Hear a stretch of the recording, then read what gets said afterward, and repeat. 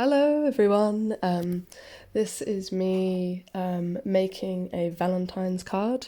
I thought that it would be fun to record the process of making this cool card that I came up with.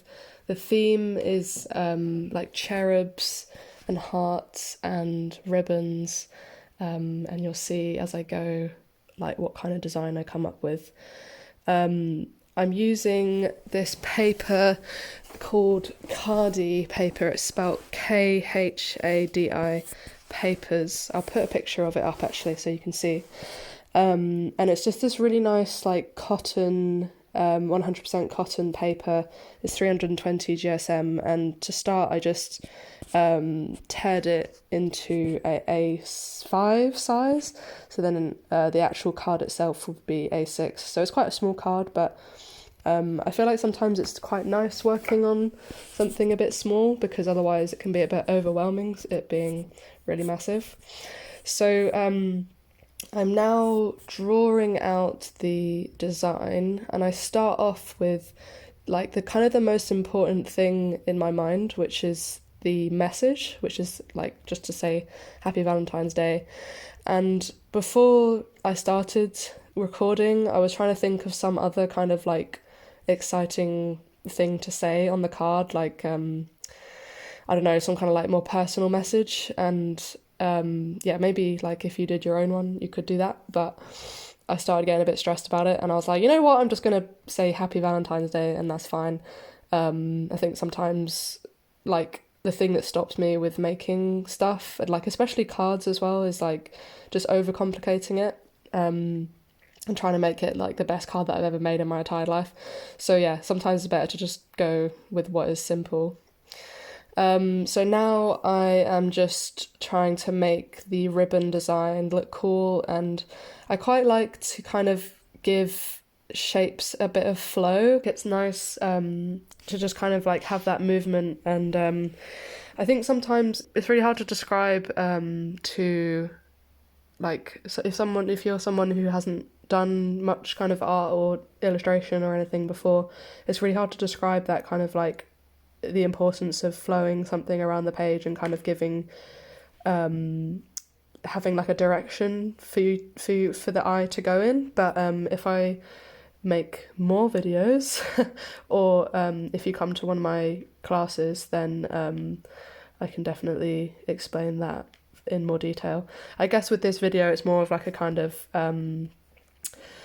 just to kind of like show the process, and it's also like a little test for me because I've been sort of thinking about making some videos like showing people how to use watercolours and do illustration and stuff. So this is just basically me doing a test of like how to even make a video, and what, you know, people might want to see more of, what is useful to kind of put online, because I know there's so much of this kind of thing online already, so it's like, you know, why look at my videos and not someone else who has been doing it for years and years. So yeah, that is what I'm doing with this video.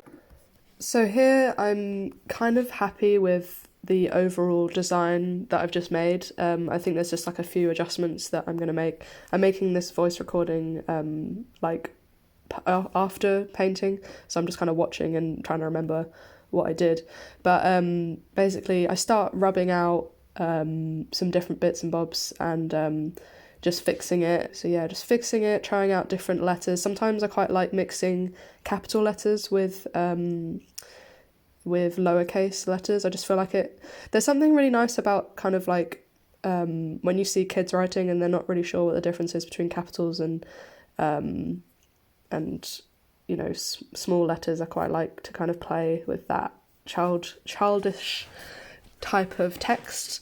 But yeah, so I go back to the capitals because I felt like, I don't know why I just liked it. And then I use this cool masking fluid stuff, which is from Cass Art.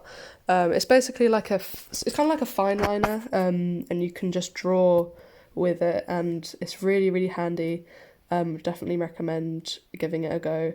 And so I go ahead and like dry that with a hairdryer, but just because I'm a bit impatient, I can't be bothered to wait half an hour for it to dry. And then I come back and then I start painting it. So let's have a look at that. So I'm now mixing a little bit of permanent rose, which is a Windsor and Newton colour. I think it is just a general colour, but yeah, it's the Windsor and Newton brand that I have. And I'm just gonna like use a kind of mid tone, which basically just means like it's not the pure pigment, it's not like the darkest I could get that pigment, but it's also not very pale. It's kind of like somewhere in between. In my head I have it planned so that the ribbon is going to be the darkest thing and then the text will be white, and the reason I've put that masking fluid on is so that the text it won't be blue, it looks blue right now, but at the end I will peel the masking fluid off. It's kind of a bit like glue, where if you know like when you put glue on your hands and then it's really satisfying and you get to peel it off. So like masking fluid is basically the same thing, but you put it on paper and then it just resists like any liquid. So if I was to put liquid over the top of those letters, the watercolour wouldn't like be able to get underneath the letters. So that's why I put it there. But anyway, yeah, so with the hearts, I'm doing those a medium tone, because if they're too dark then they will blend into the ribbon too much and I kind of want them to pop out a little bit. So yeah, I'm just kind of I'm using the rigger brush, which is this really long thin brush, and the reason I like this particular brush is because like I feel like to start with it is kind of hard to get used to, but the really great thing about it is that because the bristles are so long, they hold a lot of paint, and when I'm mixing in the palette, as you can see, like the bristles pick up all that paint, and then I can just keep going and going and going for ages rather than having to go back into the palette every time I need to do one stroke. So yeah, that is why I really like the rigger brush, and I actually do use the rigger brush throughout this entire painting, because the one other really good thing about it is that you can use it in multiple different ways. So you can use the tip to get really fine lines, but then there's also, if you kind of make the brush more parallel to the page, then you can paint much more kind of area. It just means that you don't have to keep switching to a big brush. Like I quite enjoy when I'm just painting to just stick with one brush as much as I can, because otherwise I just feel like changing brush can sometimes interrupt the flow. So as much as I can stick with the same brush, the better. So now I am just kind of filling in, so I'm mixing a Windsor red with a permanent rose to create a skin tone for the cherubs, and then I paint those in a kind of mid to kind of light tone, and then I have used that same colour, like the exact same like mixture of the Windsor red and the permanent rose, but just much darker, to fill in the ribbon. And you can see that, like as I was talking about earlier, the hearts are popping out from the red ribbon because so the hearts are a mid-tone and the ribbon is a dark tone, so you can see that those are popping out. And then I switched to the gold and silver palette, and I choose one of the golds. The golds are kind of all a similar colour, but one of them is just the one that I'm using, I guess, just kind of like pops out a little bit more than the others in my mind. And I really like that particular palette because like I feel like a lot of gold paint is very, like when you paint it takes quite a few layers to kind of build up that shininess, whereas with this particular palette it does get quite a bright shine. So yeah, and then after that, so I paint the wings in gold, and then after that I switch to the permanent rose, and I mix it with a little bit of Windsor violet, which is just the purple colour, and I'm just basically creating a little bit of shadow on the ribbon just to kind of make it again pop out a little bit.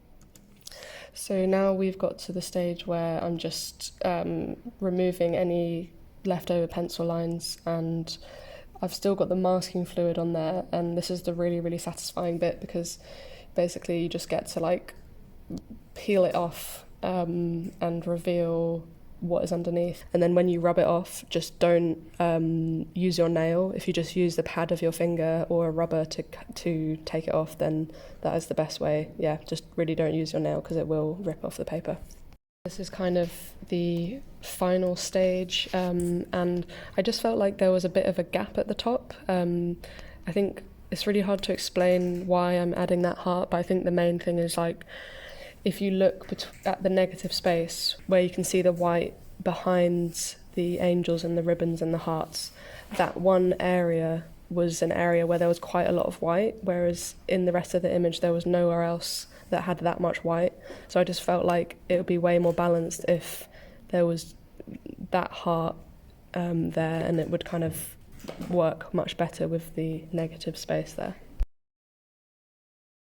So the last thing I do is I just felt like the text, the Happy Valentine's Day text, was just a tiny, tiny bit too bright, and I just wanted to tone it down a little bit. So I used a very, very, very pale tone of the permanent rose, and anywhere that it was getting a bit too dark, I just used a tissue to just take away a bit of the paint.